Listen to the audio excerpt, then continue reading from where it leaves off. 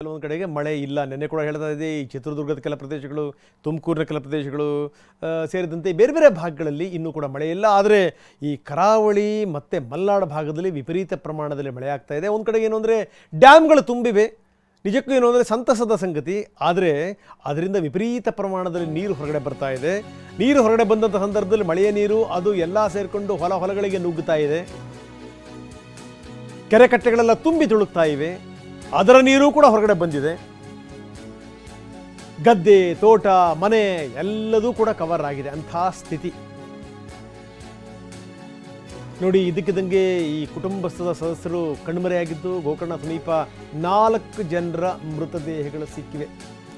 ಶಿರೂರಿನ ಗುಡ್ಡ ಕುಸಿತ ದುರಂತಕ್ಕೆ ಸಂಬಂಧಪಟ್ಟಂಗೆ ರಾಷ್ಟ್ರೀಯ ಹೆದ್ದಾರಿ 66ರಲ್ಲಿ ನಡೆದಿರುವಂಥ ಘಟನೆ. ಒಟ್ಟು 4 ಜನರ ಮೃತದೇಹಗಳು ಪತ್ತೆಯಾಗಿವೆ. ಇಲ್ಲಿ ತನಕ 5 ಜನರ ಶವ ಪತ್ತೆಯಾಗಿದೆ ಅಂತ, 4 ಅಲ್ಲ 5 ಜನರ ಶವ ಪತ್ತೆಯಾಗಿದೆ. ಪತಿ, ಪತ್ನಿ, 2 ಮಕ್ಕಳು. ಇದು ಶಿರೂರು ಗುಡ್ಡ ಪ್ರಕರಣದಲ್ಲಿ ಈ 4 ಜನರದು. ಮತ್ತು ಇನ್ನೊಂದು ಶವ ಕೂಡ ಪತ್ತೆ ಆಗಿರುವಂಥದ್ದು.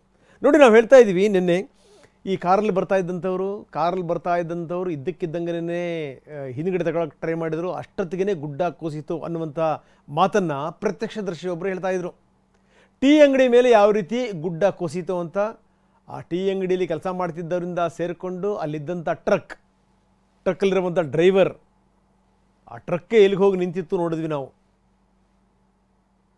ಇದು ಯಾಕಂದರೆ ನಾವು ಎಷ್ಟರ ಮಟ್ಟಿಗೆ ಅಂತಂದರೆ ಇದ್ದ ಮರಗಳನ್ನೆಲ್ಲವನ್ನೂ ಕೂಡ ಬೋಳಿಸಿದ್ದೀವಿ, ನಂಬರ್ 1. ನಂಬರ್ 2 ಏನಪ್ಪ ಅಂತಂದರೆ, ನಮ್ಮಲ್ಲಿ ಈ ವಿಚಿತ್ರ ಕಾಮಗಾರಿಗಳು ಎಲ್ಲ ಅವೈಜ್ಞಾನಿಕ ಕಾಮಗಾರಿಗಳನ್ನು ಮಾಡ್ತೀವಿ ಕೆಲವೊಂದು ಸಂದರ್ಭಗಳಲ್ಲಿ. ಈ ಅಭಿವೃದ್ಧಿ ಹೆಸರು ಹೇಳ್ಬಿಟ್ಟು ಅಗಿಯೋದು ಬಗೆಯೋದು. ಜೊತೆಗೇನು ಅಂದರೆ ಈ ವಿಪರೀತ ಅಲ್ಲಿ ಹೋಮ್ ಸ್ಟೇಗಳಂತೆ, ವಿಪರೀತ ರೆಸಾರ್ಟ್ಗಳಂತೆ ಅಂಥವ್ನು ಮಾಡಿಬಿಡೋದು. ಬೆಟ್ಟ ಗುಡ್ಡಗಳು ಕಾಣಂಗಿಲ್ಲ, ಏನೋ ಒಂಥರ ರೋಮಾಂಚನ. ನಂಬರ್ 3, ಈ ದಿನನಿತ್ಯ ಕೂಲಿ ಸಿಗಬೇಕು ಅನ್ನುವಂಥ ಕಾರಣಕ್ಕೋಸ್ಕರ ಈ ಇಂಗು ಗುಂಡಿಗಳನ್ನು ಅವನ್ನೆಲ್ಲ ಮಾಡ್ತಾರೆ ನೋಡಿ. ಅದರ ಅವಾಂತರಗಳು ಕೂಡ ಇವೆ ನೋಡಿ. ಶಾಂತಿ ಲಕ್ಷ್ಮಣ ನಾಯಕ್ ಅವರ ಪತ್ನಿ ಲಕ್ಷ್ಮಣ ನಾಯಕ್ ಪಾಪ ಶೆಡ್ ಇಟ್ಕೊಂಡಿದ್ದಂಥವ್ರು, ಗೂಡಂಗಡಿ ಹೋಟೆಲ್ ಇಟ್ಕೊಂಡಿದ್ದಂಥವ್ರು, ಅವರು ಕೂಡ ಸಾವನ್ನಪ್ಪಿದ್ದಾರೆ. ಜೊತೆಗೆ ಅವರ ಮಕ್ಕಳು, 2 ಮಕ್ಕಳ ಶವ ಕೂಡ ಸಿಕ್ಕಿದೆ. ಏನೋ ಈ ಸಣ್ಣ ಪುಟ್ಟ ಅಂಗಡಿ ಹೋಟೆಲ್ಗಳನ್ನ ಇಟ್ಕೊಂಡು ಜೀವನ ಮಾಡ್ತಿರ್ತಾರೆ ಜನರು. ಹಿಂಗಾಗ್ಬಿಟ್ರೆ ಗತಿ ಏನು? ಸ್ಥಳೀಯರ ಪ್ರಕಾರ 20 ಜನ ಸಾವನ್ನಪ್ಪಿದ್ದಾರೆ, 20ಕ್ಕಿಂತ ಹೆಚ್ಚು ಜನ ಸಾವನ್ನಪ್ಪಿದ್ದಾರೆ ಅಂತ. ಎಲ್ಲಿ ಹುಡುಕ್ತೀರಿ ಅವ್ರನ್ನ? ಯಾವ ಗುಡ್ಡ ಕುಸಿದಿದೆಯೋ, ಯಾವ ನದಿನಲ್ಲಿ ತೆಲ್ಕೊಂಡು ಹೋಗಿದ್ದಾರೋ, ಎಲ್ಲಿ ಸಮುದ್ರ ಸೇರ್ಬಿಟ್ಟಿಯಾರೋ. ಶ್ವಾನದಳವನ್ನು ಕೂಡ ಬಳಸಿಕೊಳ್ಳಲಾಗ್ತಾ ಇದೆ. NDRF ತಂಡ ಅಲ್ಲೇ ಬೀಡುಬಿಟ್ಟಿದೆ. ಶ್ವಾನದಳದ ಸಹಕಾರದ ಜೊತೆಗೆ SDRF ಮತ್ತು NDRF ಶೋಧ ಕಾರ್ಯಾಚರಣೆಯನ್ನು ಮಾಡ್ತಾ ಇದ್ದಾರೆ. ಅಲ್ಲಲ್ಲಿ ಅಗಿತಾ ಇದ್ದಾರೆ, ಬಗಿತಾ ಇದ್ದಾರೆ. 3 JCB, 2 ಹಿಟಾಚಿ ಎಲ್ಲ ಬಳಸ್ಕೊಂಡು ಅಗಿತಾ ಇದ್ದಾರೆ. 200 ಮೀಟರ್ ಉದ್ದದ ರಸ್ತೆಯ ಮೇಲೆ ಮಣ್ಣು ಬಿದ್ದಿದೆ. ಏನು ಸಾಮಾನ್ಯ ಸಂಗತಿನ? ನೋಡಿ, ಆ ಹರಿಯುವ ನದಿ, ಅದರ ನೀರು ನೋಡಿದ್ರೆ ಗೊತ್ತಾಗುತ್ತೆ, ಕೆಂಪಗಿರೋದು ನೋಡಿದ್ರೆ ಎಷ್ಟೆಷ್ಟರ ಮಟ್ಟಿಗೆ ಗುಡ್ಡ ಕಳ್ಚ್ಕೊಂಡಿರಬೇಕು ಅಂತ.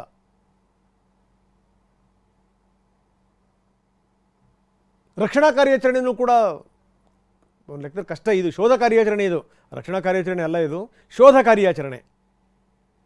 ಎಲ್ಲಿ ಶವಗಳಿದೆಯೋ ನೋಡಿ. NDRF ತಂಡ ನಾವು ನೋಡ್ತಾ ಇದ್ದೀವಿ. ಇವ್ರನ್ನ ಮೆಚ್ಚಬೇಕ್ರಿ ನಿಜಕ್ಕೂ. ಜೀವದ ಹಂಗು ತೊರೆದು, ನನಗನ್ಸುತ್ತೆ ಈ ಮಳೆಗಾಲ ಶುರುವಾಯಿತು ಅಂತಂತಂದರೆ ಬಹುಶಃ ಇವ್ರ ಮನೆಯವ್ರ ಕಣ್ಣಲ್ಲಿ ನೀರಿರುತ್ತೇನೋ ಅಂತ.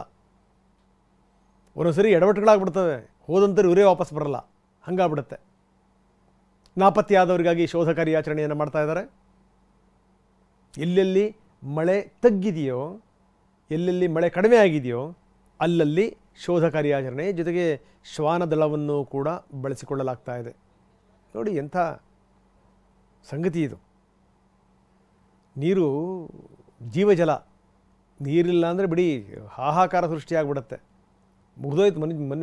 ಮನುಷ್ಯಂದಲ್ಲ, ಯಾವ ಜೀವಿಗಳು ಕೂಡ ಬದುಕಲಿಕ್ಕೆ ಸಾಧ್ಯ ಇಲ್ಲ, ಅಂಥ ಸ್ಥಿತಿ ಉದ್ಭವ ಆಗಿಬಿಡುತ್ತೆ. ಆದರೆ ಅದೇ ನೀರು ಜಾಸ್ತಿ ಆಯಿತು ಅಂದರೆ, ಪ್ರಕೃತಿ ಮುನಿದು ಬಿಟ್ಟರೆ, ಮಳೆ ಬೀಳುವಂಥದ್ದು ಎಷ್ಟು ಸೆಂಟಿಮೀಟರ್ ಬೀಳುತ್ತೋ ಅದಕ್ಕಿಂತ ಒಂಚೂರು ಜಾಸ್ತಿ ಆದರೆ ಎಡವಟ್ಟುಗಳ ಮೇಲೆ ಎಡವಟ್ಟುಗಳಾಗ್ತವೆ. ಅದಕ್ಕೆ ಈ ನದಿ ಇದನ್ನು ಒತ್ತುವರಿ ಮಾಡುವಂಥವರು, ಕೆರೆ ಕಟ್ಟೆಗಳನ್ನು ಮುಚ್ಚುವಂಥವರು ಅವರೆಲ್ಲರೂ ಕೂಡ ಯೋಚನೆ ಮಾಡಬೇಕು. ಯಾಕಂದರೆ ನದಿಗಳಿಗೆ ಒಂದು ಒಂದು ಒಂದು ಭಾವನೆ ಇರುತ್ತಂತೆ, ನಿಮಗೆ ಆಶ್ಚರ್ಯ ಆಗ್ಬೋದು. ಅವೇನು ಅಂದರೆ ನಾವು ಈ ಮಳೆ ಕಡಿಮೆ ಆದ ತಕ್ಷಣ ಏನು ಮಾಡ್ತೀವಿ ಅಂತಂದರೆ ಒತ್ತುತ್ತಾ ಬರ್ತೀವಿ. ನದಿಗಳ ಹರಿವಿದೆಯಲ್ಲ, ಅದನ್ನು ಆ ಹರಿವಿನ ಪ್ರದೇಶವನ್ನು ಕಡಿಮೆ ಮಾಡ್ತಾ ಬರ್ತೀವಿ. ಆದರೆ ಇವತ್ತಲ್ಲ ನಾಳೆ 10 ವರ್ಷ ಅಲ್ಲ 20 ವರ್ಷದ ನಂತರ ನದಿ ಜ್ಞಾಪಿಸ್ಕೊಂಡ್ಬಿಡುತ್ತಂತೆ ತನ್ನ ಹರಿವು ಎಷ್ಟಿದೆ ಅಂತ. ಹರಿಯೋಕ್ಕೆ ಶುರು ಮಾಡುತ್ತೆ ನೋಡಿ, ನಾವೆಲ್ಲ ನೀರು ಪಾಲು ಅಂತ ಸ್ಥಿತಿ. ಬನ್ನಿ, ನಮ್ಮ ಪ್ರತಿನಿಧಿ ಸೂರಜ್ ಅಲ್ಲಿಂದ ಒಂದು ಪ್ರತ್ಯಕ್ಷ ವರದಿ ಕೊಟ್ಟಿದ್ದಾರೆ, ನೋಡೋಣ. ಉತ್ತರ ಕನ್ನಡ ಜಿಲ್ಲೆಯ ಅಂಕೋಲ ತಾಲೂಕಿನ ಶಿರೂರದಲ್ಲಿ ಗುಡ್ಡ ಕುಸಿತವಾಗಿ ಅನೇಕ ಜನರು ಮೃತರಾಗಿದ್ದಾರೆ. ಆ ಹಿನ್ನೆಲೆಯಲ್ಲಿ ಈಗಾಗಲೇ ಮಣ್ಣು ತೆರವು ಕಾರ್ಯಾಚರಣೆ ಬೆಳಗ್ಗೆ 6 ಗಂಟೆಯಿಂದಲೇ ಆರಂಭವಾಗಿದೆ. ಇಲ್ಲಿ ನೀವು ದೃಶ್ಯದಲ್ಲಿ ನೋಡಬಹುದು ಮಣ್ಣು ತೆರವು ಕಾರ್ಯಾಚರಣೆ ಯಾವ ರೀತಿಯಾಗಿ ಸಾಗಿದೆ ಅಂತ. ಸುಮಾರು 3 JCB ಹಾಗೂ 2 ಹಿತಾಚಿಗಳನ್ನು ಬಳಸುವುದರ ಮೂಲಕ ಮಣ್ಣು ತೆರವು ಕಾರ್ಯಾಚರಣೆ ನಡೀತಾ ಇದೆ. ಸುಮಾರಾಗಿ ಇದೇನು ನೋಡ್ತಾ ಇದ್ದೀರಾ, ಇದು ರಾಷ್ಟ್ರೀಯ ಹೆದ್ದಾರಿ 66. ನೀವೀಗ ನೋಡ್ತಾ ಇದ್ದರೆ ರಾಷ್ಟ್ರೀಯ ಹೆದ್ದಾರಿ 66 ಅಂತ ಅನಿಸೋದೇ ಇಲ್ಲ. ಪೂರ್ತಿಯಾಗಿ ಒಂದು ಕಡೆಯಿಂದ ಗುಡ್ಡ ಇನ್ನೊಂದು ಕಡೆಗೆ ಗುಡ್ಡನೇ ಸೃಷ್ಟಿಯಾಗಿದೆ ಅಂತ ಅನಿಸುತ್ತೆ. ಹಾಗಾಗಿ ಈ ಗುಡ್ಡ ಸುಮಾರು 100ರಿಂದ 200 ಮೀಟರ್ ಇದೇ ಥರ ಮಣ್ಣಿದೆ. ಹಾಗಾಗಿ ಮಣ್ಣೆಲ್ಲವನ್ನು ತೆರವು ಕಾರ್ಯ ಮಾಡುವುದು ಬಹಳಷ್ಟು ಕಷ್ಟವಾಗಿದೆ. ನೀವು ಇನ್ನೊಂದು ಕಡೆ ದೃಶ್ಯದಲ್ಲಿ ನೋಡಬಹುದು, ಯಾಕೆಂದರೆ ಪೂರ್ತಿಯಾಗಿ ಕೆಸರಿನಂತ ಬರ್ತಾ ಇದೆ. ಆ ಮಣ್ಣನ್ನು ಮೇಲೆತ್ತುವುದು ಸಹಿತ ಬಹಳಷ್ಟು ಕಷ್ಟದ ಕೆಲಸವಾಗಿದೆ. ಅಷ್ಟೇ ಅಲ್ಲದೆ ಈಗ ಯಾಕಂದರೆ ನಿನ್ನೆ ಈ ಮಣ್ಣು ತೆರವು ಕಾರ್ಯಾಚರಣೆ ಆರಂಭವಾಗಿರಲಿಲ್ಲ. ಯಾಕಂದರೆ ನಿನ್ನೆ ಸಾಯಂಕಾಲದವರೆಗೂ ಅಬ್ಬರದ ಮಳೆ ಇತ್ತು. ಅಬ್ಬರದ ಮಳೆಯಿಂದಾಗಿ ಮಣ್ಣು ತೆರವು ಕಾರ್ಯಾಚರಣೆಯನ್ನು ವಿಳಂಬ ಮಾಡಲಾಗಿತ್ತು. ಆದರೆ ಈಗ ಸದ್ಯಕ್ಕೆ ಮಣ್ಣು ತೆರವು ಕಾರ್ಯಾಚರಣೆಯನ್ನು ಆರಂಭ ಮಾಡಿದ್ದಾರೆ. ಅಷ್ಟೇ ಅಲ್ಲದೆ ದೊಡ್ಡ ದೊಡ್ಡ ಹಿತಾಚಿಗಳನ್ನು ನಿನ್ನೆ ಬಂದಿರಲಿಲ್ಲ. ಅವುಗಳನ್ನು ಬರುವುದಕ್ಕೆ ಇಲ್ಲಿ ರಸ್ತೆಗಳು ಜಲಾವೃತವಾಗಿತ್ತು. ಅಷ್ಟೇ ಅಲ್ಲದೆ ಕೆಲವು ಕಡೆ ರಸ್ತೆಗಳ ಮೇಲೆ ಗುಡ್ಡ ಕುಸಿದಿದ್ದರಿಂದ ದೊಡ್ಡ ಹಿತಾಚಿಗಳನ್ನು ತರುವುದು ಬಹಳಷ್ಟು ದೊಡ್ಡ ಕೆಲಸ, ಬಹಳಷ್ಟು ಹರಸಾಹಸ ಪಡಬೇಕಾಯಿತು. ಆದರೂ ಸಹಿತ ಜಿಲ್ಲಾಡಳಿತ ಹರಸಾಹಸ ಪಟ್ಟು ದೊಡ್ಡ ದೊಡ್ಡ ಹಿತಾಚಿಗಳನ್ನು ತರುವುದರ ಮೂಲಕ ಗುಡ್ಡ ಮಣ್ಣು ಹಾಗೂ ದೊಡ್ಡ ದೊಡ್ಡ ಬಂಡೆಗಳನ್ನು ಸೈಡಿಗೆ ಮಾಡುವಂಥ ಕೆಲಸವನ್ನು ಮಾಡಲಾಗ್ತಾ ಇದೆ. ಅಷ್ಟೇ ಅಲ್ಲದೆ ಇಲ್ಲಿರುವಂಥ ಮಣ್ಣನ್ನು ಬೇರೆ ಕಡೆಗೆ ಶಿಫ್ಟ್ ಮಾಡುವುದಕ್ಕೆ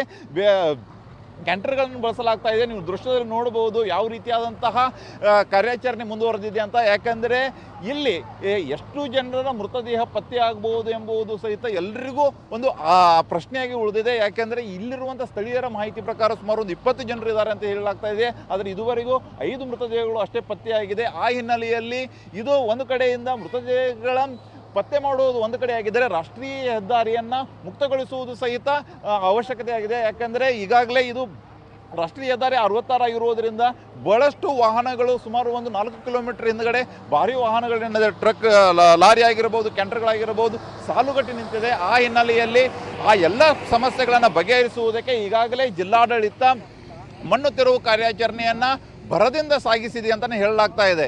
ಕ್ಯಾಮರಾಮನ್ ಮಂಜುನಾಥ್ ಜೊತೆ ಸೂರಜ್ ಉತ್ತುರೆ, TV9 ಕಾರವಾರ.